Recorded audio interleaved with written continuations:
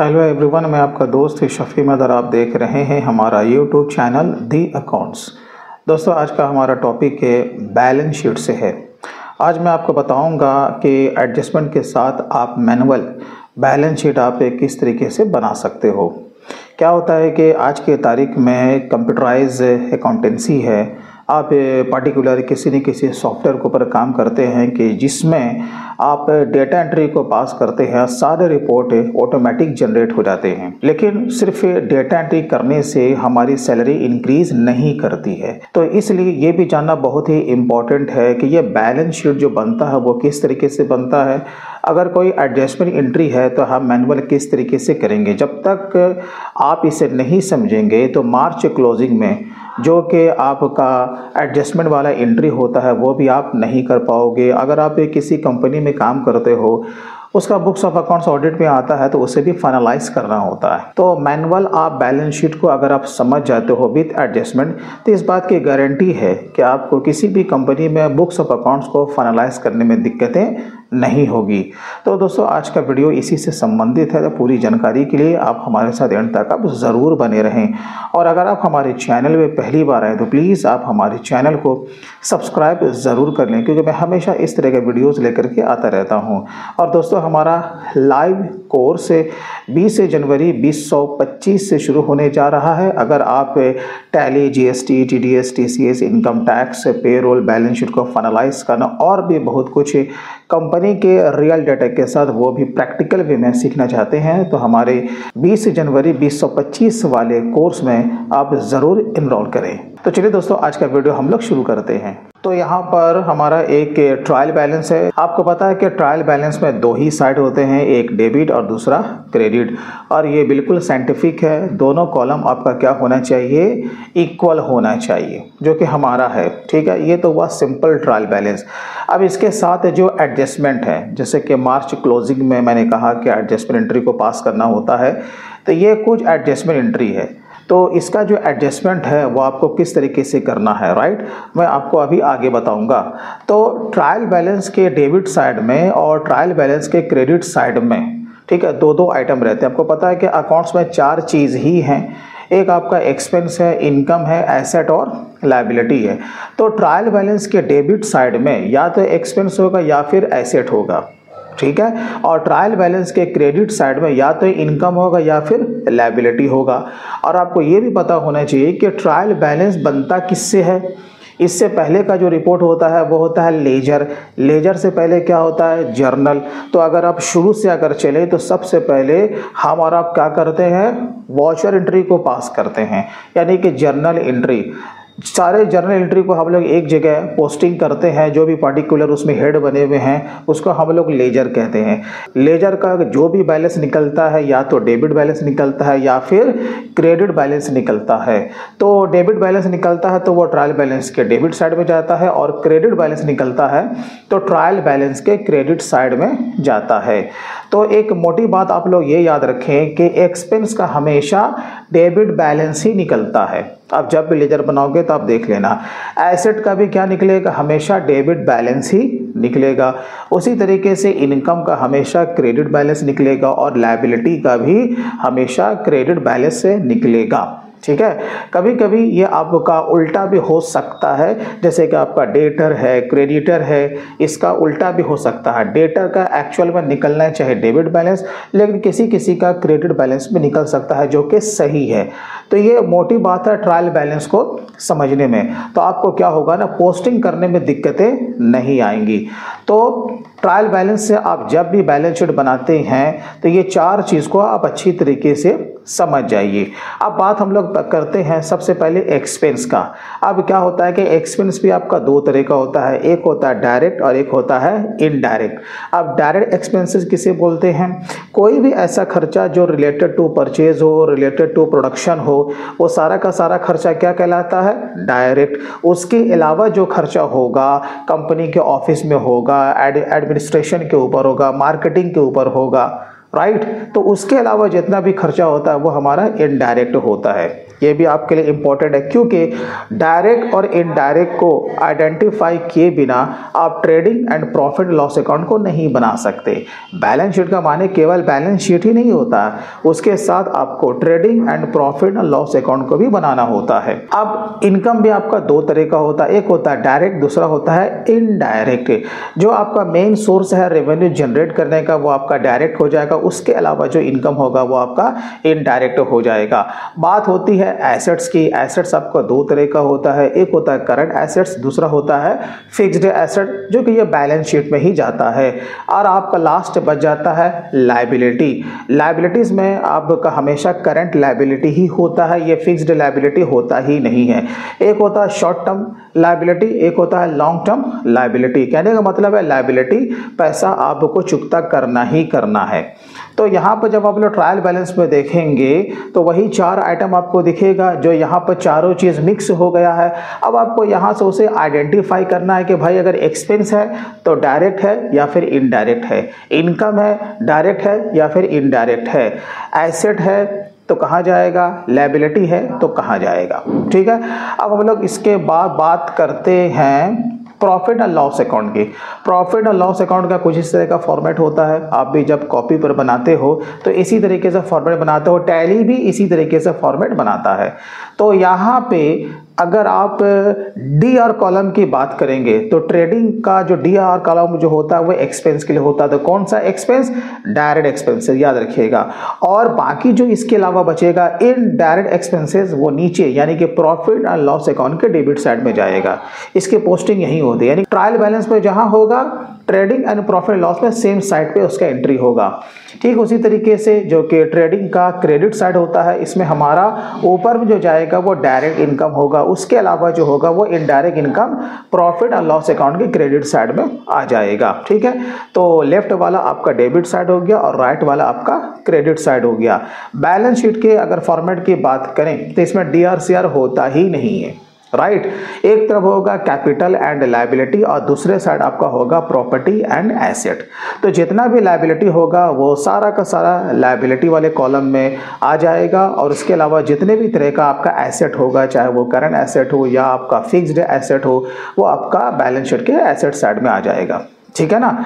जब इतना कुछ हम लोग समझ जाते हैं उसके बाद हम लोग काम की शुरुआत करते हैं। तो हम लोग पोस्टिंग करेंगे एक एक करके, लेकिन जब एडजस्टमेंट का मामला हो, अगर आपका रिटन टेस्ट हो रहा हो तो सबसे पहले आपको एडजस्टमेंट वाला काम कर लेना है। अब जैसे कि सबसे पहला जो एडजस्टमेंट है वो क्लोजिंग स्टॉक का है। याद रखिएगा कोई भी जो एडजस्टमेंट होगा उसका इम्पैक्ट ट्रेडिंग प्रॉफिट लॉस और बैलेंस शीट में कहीं न कहीं दो जगह पड़ेगा। ठीक है, एक जगह नहीं। अब जैसे कि ये क्लोजिंग स्टॉक है तो ये कहाँ जाएगा, एक तो ट्रेडिंग के शेयर में जाएगा, और ये जो क्लोजिंग स्टॉक है मेरे लिए संपत्ति है तो कहाँ जाएगा, दूसरा बैलेंस शीट के एसेट साइड में। तो बस आपको क्लोजिंग स्टॉक को यहाँ पर आपको पुट अप कर देना है। जैसे कि हमारा था 8,000 रुपया, और अगेन हम लोग बैलेंस शीट में जाएंगे, बैलेंस शीट में क्लोजिंग स्टॉक आपको यहाँ पर लिख देना है और 8,000 रुपये यहाँ पे बैठा देना है। ठीक है, पहला एडजस्टमेंट हो गया। तो दूसरा जो एडजस्टमेंट है इंटरेस्ट ऑन कैपिटल। अब यहाँ पे अगर आप देखोगे तो कैपिटल जो हमारे ट्रायल बैलेंस के CR में दिख रहा है और कैपिटल बिजनेस के ऊपर लायबिलिटी है तो 30,000 रुपया है, राइट। तो बिजनेस क्या कर रही है, कैपिटल के ऊपर इंटरेस्ट पे कर रही है, तो इसका माने कंपनी को लॉस हो गया ना भाई, बिल्कुल लॉस है। तो आप क्या करेंगे, कैपिटल में उतना फिगर जोड़ देंगे और उतना ही पैसा प्रॉफिट एंड लॉस अकाउंट के डेबिट साइड में दिखाएंगे। तो 30,000 रुपया है। तो हम लोग आ जाते हैं बैलेंस शीट में, ये हमारा यहाँ पे कैपिटल अकाउंट है। ठीक है, यहाँ पर 30,000 दे देना है, और इंटरेस्ट ऑन कैपिटल जो कि इसका 5% हमें देना है। ठीक है, हम लोग इसे क्या करेंगे, जोड़ देंगे। 31,500 रुपया हो गया, और इतना ही पैसा 1,500 रुपया हम लोग प्रॉफिट एंड लॉस अकाउंट के डेबिट साइड में इंटरेस्ट ऑन कैपिटल के तौर पे पुट अप कर देंगे। अब देखते हैं कि जो कि नेक्स्ट हमारा एडजस्टमेंट है डिप्रिसिएशन है, वो कह रहा है मशीन पे 10% और बिल्डिंग पे 5% आपको वैल्यू को कम करना है।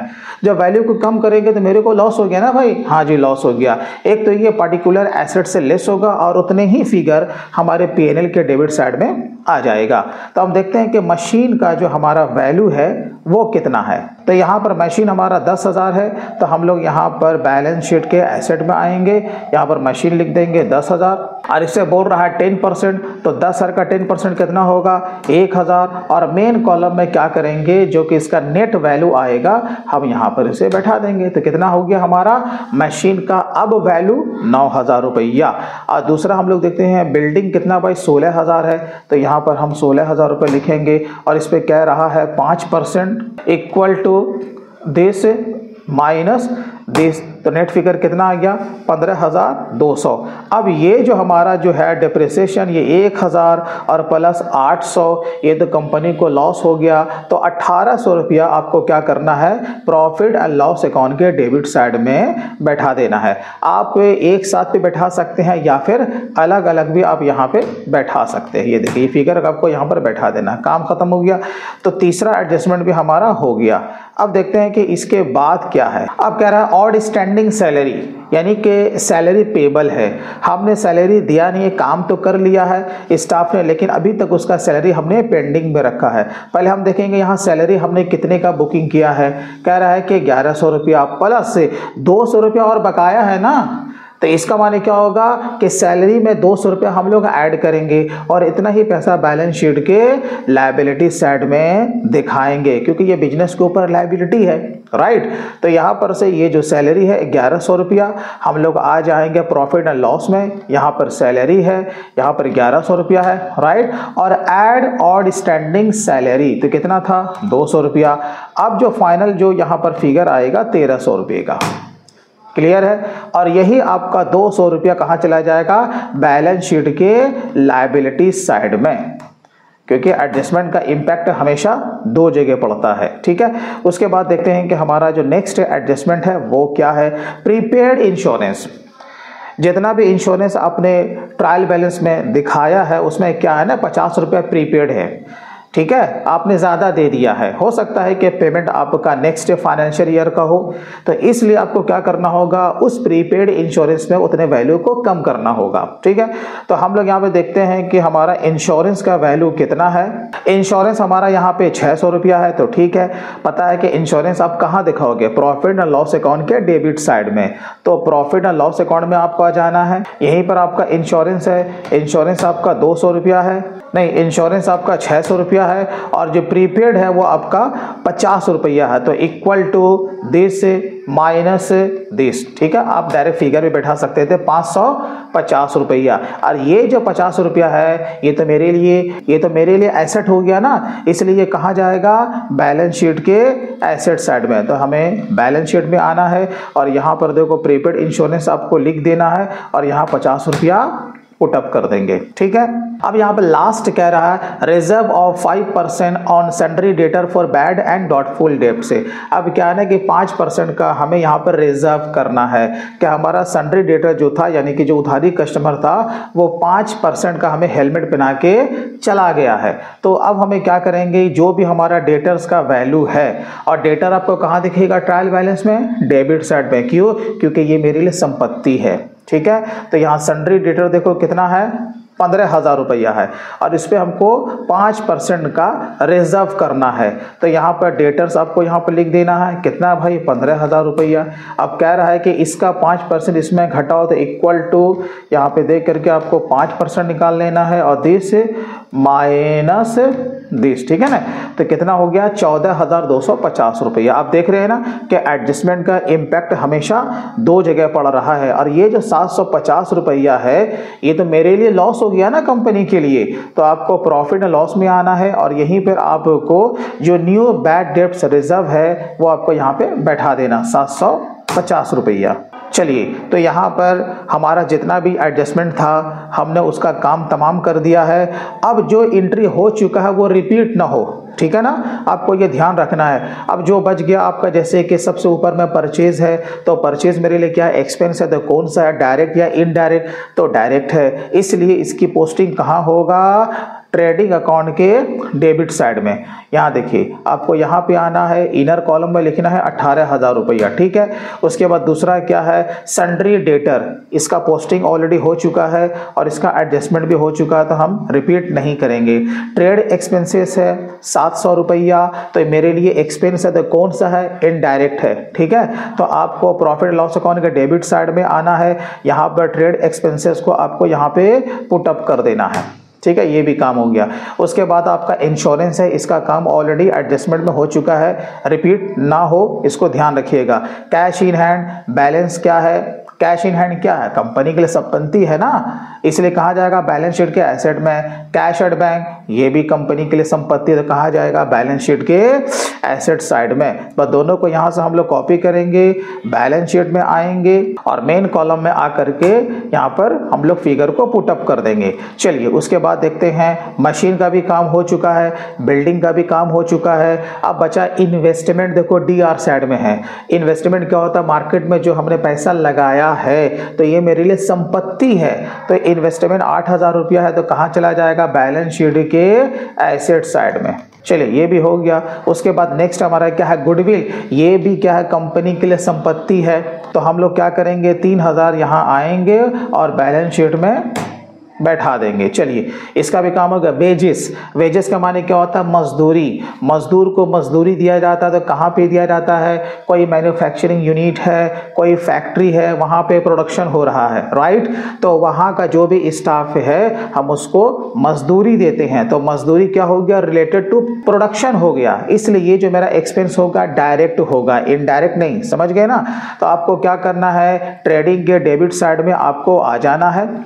ऊपर का हिस्सा आपको पता है कि ट्रेडिंग होता है, नीचे का हिस्सा प्रॉफिट एंड लॉस अकाउंट का होता है, तो कितना है, 5,000 रुपया हमने यहाँ पे बैठा दिया, ठीक है।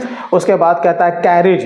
अब यहाँ पर देखो कैरेज, यहाँ पर क्वेश्चन ये नहीं कह रहा है कि ये कैरेज ऑन परचेज है या कैरेज ऑन सेल है, तो यहाँ पर आप कुछ भी मान ले चलेगा, लेकिन जब आप लोग प्रैक्टिकल वे में कंपनी के रियल डेटा के साथ काम करोगे, पेमेंट तो आप ही बनाओगे ना, तो आपको तो पता रहेगा कि ये रिलेटेड टू परचेज था या रिलेटेड टू सेल था। रिलेटेड टू परचेज रहेगा तो डायरेक्ट हो जाएगा, डायरेक्ट होगा तो वो ट्रेडिंग के डेबिट साइड में जाएगा, और अगर इनडायरेक्ट इसे हम कंसीडर करेंगे तो प्रॉफिट एंड लॉस अकाउंट के डेबिट साइड में जाएगा, ठीक है। तो 1,000 रुपया है, तो देखो यहां पर मैंने भाड़ा को भी डायरेक्ट ही माना है, ठीक है। चलिए उसके बाद देखते हैं नेक्स्ट क्या है, रेंट एंड रेट्स। हो सकता है कि आपका ऑफिस का किराया है, ऑफिस का किराया है तो वो आपका इनडायरेक्ट हो जाएगा, फैक्ट्री का किराया है तो आपका डायरेक्ट हो जाएगा। तो यहाँ पर हम इसे एज्यूम कर दें कि ये मेरा ऑफिस का किराया है, तो ये प्रॉफिट एंड लॉस अकाउंट के डेबिट साइड में जाएगा। तो 300 रुपया आपको क्या करना है, रेंट में प्रॉफिट एंड लॉस अकाउंट में आ करके डेबिट कर देना, ये देखिए, ठीक है। उसके बाद है हमारा ओपनिंग स्टॉक। ट्रेडिंग कंपनी है तो जो लास्ट ईयर का हमारा क्लोजिंग स्टॉक था वो इस साल के लिए क्या कहलाएगा, ओपनिंग स्टॉक। तो आपको पता है कि ओपनिंग स्टॉक का पोस्टिंग कहाँ होगा, ट्रेडिंग अकाउंट के डेबिट साइड में, ठीक है। आपको आ जाना है यहाँ प्रॉफिट एंड लॉस अकाउंट में, ऊपर जाइए ट्रेडिंग में आइए और यहाँ पर वो फिगर को आपको बैठा देना है। चलिए इसका भी काम हो गया। अब देखते हैं नेक्स्ट, डिस्काउंट। देखिए डीआर में सिर्फ डिस्काउंट लिखा हुआ है, लेकिन कॉलम से हम पकड़ लेंगे ना, अगर डेबिट में है तो ये मेरे लिए एक्सपेंस हो गया, अगर हमारा क्रेडिट में होता ट्रायल बैलेंस के तो ये हमारा इनकम हो जाता। तो डेबिट एंड क्रेडिट का खेल भी आपको अच्छे से समझना होगा। तो यहाँ पर 300 रुपये डिस्काउंट है, मेरे लिए एक्सपेंस है, लॉस है। अब हम लोग क्या करेंगे, प्रॉफिट एंड लॉस अकाउंट के डेबिट साइड में आएंगे, यह डिस्काउंट है 300 रुपये यहाँ बैठा देंगे, ठीक है। अब यहाँ पर कहता है बैड डेब्ट्स, पहले से हेलमेट पहनाया हुआ था किसी ने, 500 रुपये मेरा ट्रायल बैलेंस के डेबिट साइड में दिख रहा है, तो ये मेरे लिए लॉस है। तो कौन सा लॉस है, डायरेक्ट या इनडायरेक्ट, तो ये हमारा इनडायरेक्ट लॉस है, ठीक है ना। तो हम लोग क्या करेंगे, 500 रुपया बैड डेब्ट्स में यहाँ पे डाल देंगे। चलिए ये भी हो गया। अब देखते हैं नेक्स्ट क्या है हमारा, सैलरी, ठीक है। और सैलरी का काम हम ऑलरेडी एडजस्टमेंट में कर चुके हैं, तो आपको रिपीट नहीं करना, क्योंकि आप रिपीट करोगे तो बैलेंस शीट आपका कभी भी मैच नहीं करेगा, क्योंकि ये बिल्कुल साइंटिफिक है। आपका ट्रायल बैलेंस भी इक्वल होना चाहिए, आपका बैलेंस शीट भी बाय डिफॉल्ट इक्वल होना चाहिए। चलिए उसके बाद कैपिटल, कैपिटल का पोस्टिंग भी हम कर चुके हैं। ओवरड्राफ्ट, अब ये बिजनेस के ऊपर क्या है, लायबिलिटी है। देखो ट्रायल बैलेंस के सीआर में, इनकम नहीं है ये, ओवरड्राफ्ट क्या है, बिजनेस के ऊपर लायबिलिटी है। तो यहाँ से 15,000 को हम लोग क्या करेंगे, बैलेंस शीट पे आएंगे, ऊपर दे देंगे ओवरड्राफ्ट और यहाँ पर बैठा देंगे 15,000 रुपया।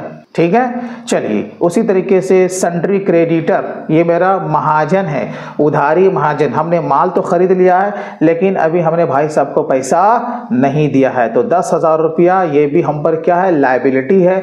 बैलेंस शीट के लायबिलिटी साइड में आइएगा और यहाँ पे इसका पोस्टिंग कर दीजिएगा। उसके बाद देखते हैं लोन। लोन भी आपको पता है कि सिक्योर्ड होता है, अनसिक्योर्ड होता है। आप किसी बिजनेस मैन से लोन ले सकते हैं या किसी फाइनेंशियल इंस्टीट्यूशन से आप लोन ले सकते हैं।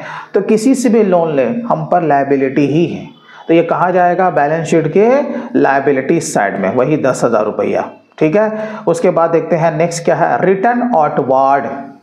रिटर्न आउटवार्ड का माने क्या होता है, परचेज रिटर्न, क्योंकि परचेज आता है डीआर में, परचेज रिटर्न कहाँ जाता है, सीआर में। अगर सिर्फ यहाँ पर लिखा रहता गुड्स से रिटर्न तो हम कैसे पकड़ते हैं, डीआर और सीआर से। अगर डीआर में ये अमाउंट रहता तो वो सेल्स रिटर्न कहलाता, लेकिन यहाँ पे सीआर में है तो ये परचेज रिटर्न कहलाएगा। ठीक है, तो आपको क्या करना है, अगेन प्रॉफिट एंड लॉस में आइए, ऊपर जाइए, इसका माने ट्रेडिंग में जाना है। यहाँ पर देखिए परचेज था, अब यहाँ पर परचेज रिटर्न कितना है, 1,000 रुपया, तो फाइनल फिगर कितना आया यहाँ पे, 17,000 रुपया, यही ना आएगा। चलिए ये काम हो गया। उसके बाद हमारा सेल्स है, और सेल देखो सीआर में है, तो सेल मेरे लिए क्या है, मैंने कहा कि आपका डायरेक्ट इनकम है। क्यों, क्योंकि ये हमारा कमाने का यानी कि रेवेन्यू जनरेट करने का मेन सोर्स है, इसलिए ये मेरा डायरेक्ट इनकम होगा 30,000 रुपया। यहाँ पे सेल में आइएगा, 30,000 रुपया बैठा दीजिएगा। सेल्स रिटर्न नहीं है तो कोई मसला नहीं है। तो जितना भी यहाँ पर आपका आइटम था विद एडजस्टमेंट हमने ट्रेडिंग, प्रॉफिट लॉस और बैलेंस शीट में उसकी पोस्टिंग कर दी है। अब बात रहा जोड़ घटाव का। ठीक है, अब ये देखना है कि आपका कौन सा कॉलम बड़ा हो रहा है। तो जो कॉलम बड़ा होगा पहले आप लोग उसे सब निकालिएगा, मतलब जोड़िएगा। तो मेरा सीआर कॉलम है, तो ठीक है, यहाँ पर हमने जोड़ लगा लिया 38,000 रुपया। अब हम क्या करेंगे, जितना भी हमारा इनकम है उसमें से हम सारे एक्सपेंस को घटा देंगे तो हमारा जीपी निकल जाएगा। तो यहाँ पर भी हम क्या करेंगे, सम ही लगाएंगे। ये देखिए इस तरीके से हम सम लगाएंगे।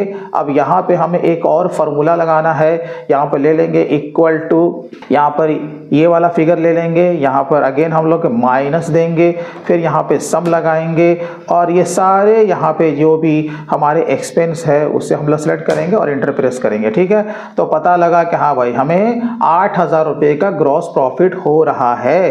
तो ये तो हुआ जीपी का मामला। अभी तो नेट प्रॉफिट निकालना बाकी है, तो इसी का उल्टा इम्पैक्ट पड़ता है। तो आपको क्या करना है, इसका पोस्टिंग आपको प्रॉफिट एंड लॉस अकाउंट के सीआर साइड में करना है। ठीक है, 8,000 रुपये का यहाँ पे हमारा ग्रॉस प्रॉफिट आ गया। अब यहाँ पे हम क्या करेंगे, फाइनली इसे भी हम लोग जोड़ लगाएंगे। ठीक है, ये जोड़ हमने लगाया, यहाँ पर कॉपी पेस्ट आपको कर देना है अगर आप एक्सेल पे बनाते हैं। ठीक है, अब यहाँ पे क्या करेंगे, इस 8,000 से इस पूरे एक्सपेंस को हम लेस कर देंगे। वही सेम फार्मूला लगेगा, इक्वल टू, यहाँ पर 8,000 के सेल को सेलेक्ट कर लेंगे, माइनस देंगे, यहाँ पे सम लेंगे और ये यहाँ से लेकर के यहाँ तक। ठीक है, ब्रैकेट बंद, इंटर। अब यहाँ पे फाइनली हमें 300 रुपये का नेट प्रॉफिट हो रहा है। तो जो भी कंपनी का प्रोप्राइटर होगा या फिर पार्टनरशिप फर्म है तो अलग अलग रेशियो में वो अपना इसे बांट लेगी। तो हमारा तो ये इंडिविजुअल है, मैंने एज्यूम किया है। तो 300 रुपया हम लोग क्या करेंगे, बैलेंस शीट में आएंगे और यहाँ पे ऐड कर देंगे। और अगर नेट लॉस होता तो कैपिटल से ये लेस हो जाता है, इक्वल टू 10 प्लस 30। ठीक है, 31,800 रुपया। जब आप लोग इसे सम करेंगे तो 67,000 रुपया इस कॉलम का जोड़ आ रहा है और 67,000 इस कॉलम का जोड़ आ रहा है। तो अगर बैलेंस शीट आपका बाय डिफॉल्ट इक्वल हो जाता है तो इसका ये मतलब है कि हमने जो पोस्टिंग की है वो बिल्कुल सही की है। तो इस तरीके से बहुत ही सिंपल वे में आप बैलेंस शीट को एडजस्टमेंट के साथ बना सकते हैं। दोस्तों वीडियो अच्छा लगा हो तो कम से कम अभी इसे लाइक ज़रूर कीजिएगा। और अकाउंट्स एंड टैक्सेशन के फील्ड में आप बिल्कुल ही प्रैक्टिकल वे में हर तरह का काम सीखना चाहते हैं तो हमारे आने वाले लाइव सेशन को आप ज़रूर ज्वाइन करें। तो चलिए दोस्तों, आज के लिए बस इतना ही। फिर मिलते हैं किसी दिन किसी और नए दूसरे टॉपिक के साथ। तब तक के लिए take care and bye bye.